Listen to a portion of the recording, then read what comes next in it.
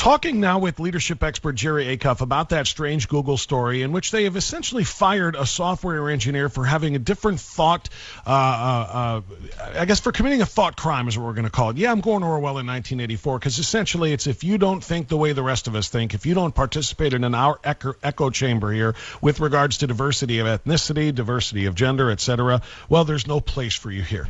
The individual was fired. And Jerry, thank you so much for joining us this morning. Is this as bad as it really sounds? Are companies now essentially saying if you don't think like us, or at least if you don't think like us and you're not quiet about it, well, we're just going to make sure that you get run out of here? Well, that's a great question, Bob, and I'm not sure I know the answer because, candidly, we really don't know why he was fired. I mean, ostensibly, he was terminated because of this manifesto that he wrote. However, I had an employee when I used to run a pharmaceutical company who sent me an email after we had terminated somebody that he was friends with, and this is what he said. And he sent this to me and the head of HR. You people are vile and disgusting. I vomit in your face and dare your response.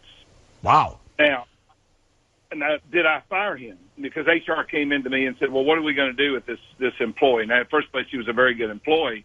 And she said, we got to fire him. I said, no, we don't have to fire him. I said, what we got to do is educate him. And so she said, well, how are you going to educate him? I said, well, I'm going to let him sit on this thing for a few days because he knows I ain't happy. So I'll call him in a few days. So I waited about a week and called him one night at home. His wife answered the phone. I said, hey, can I talk to Chuck? So Chuck got on the phone. And he said, I'm in trouble, aren't I? I said, no, you're not in trouble. But you can't be sending emails like that. Look, I totally understand your point of view. But the truth is, businesses have to make decisions like this all the time about what they think is right for the business. And you can't be responding that way. So to me, there's several lessons here. One is, I sort of applauded Google until they fired him for creating a culture where he would feel okay to do that. Because what you want is a company is to create a culture where people feel like they can tell you the truth, whatever the truth is. I tell my people all the time, I only have 30 employees, but I tell my employee, I want you to tell me what's wrong with our company. I mean, how's you ever going to fix it if you don't know what's wrong?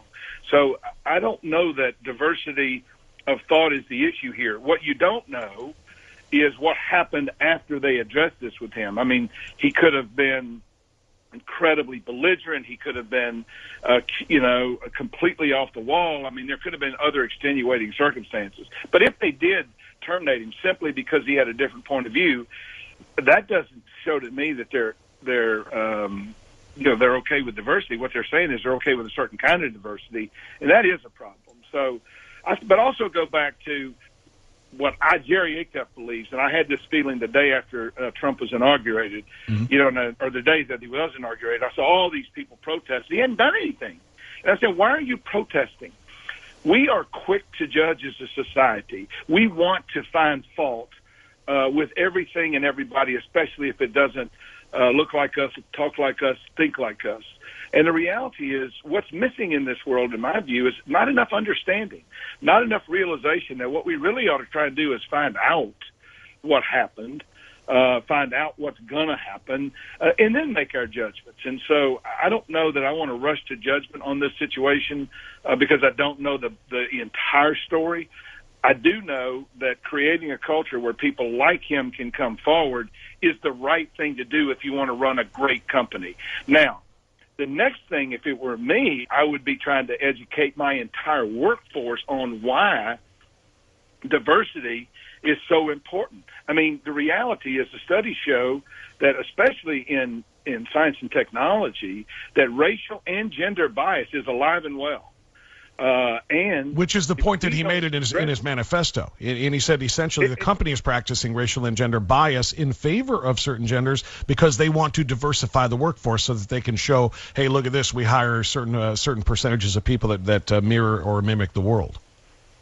Yeah, and I think that there's probably situations where people have been promoted that ostensibly didn't look like they were the most qualified.